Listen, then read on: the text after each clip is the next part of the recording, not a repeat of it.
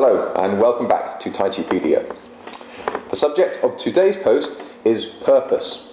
Always when you play your form, then purpose.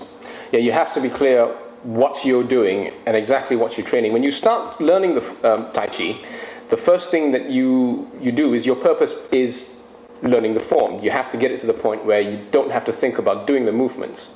That's right. The first purpose is to learn the form and then practice it so that you don't have to think about what's coming next.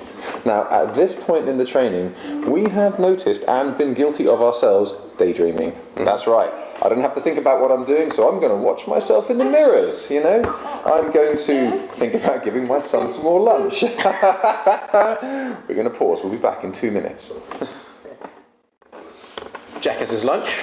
One quick bowl of chili later. Indeed. And we're back. Okay. So as we were saying, it's important that you don't daydream when you're practicing in class and that you always have a purpose.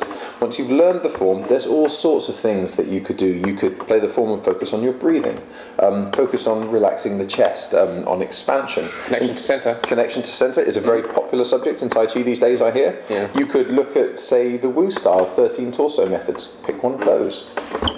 Those of you who are familiar with the principles, those are also purposes you can practice. Like, suspended head top, circularity. Pick any principle. If you are in need of inspiration, the Tai Chi classics are an excellent place to find it.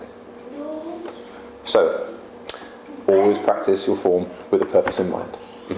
Thank you. Just as a parting thought, the reason why you'll be able to do this is because once you can do the form without having to think about it, there's all that headspace. All that headspace that used to go into, am I doing the form correctly, can be applied to something else. And as you probably know, if you are at the daydreaming stage, that it's quite a lot of headspace. And what does Mark like to call this? Psychic bandwidth. I've been dying to say that. You got it in, well done. Okay, thank you very much. Goodbye.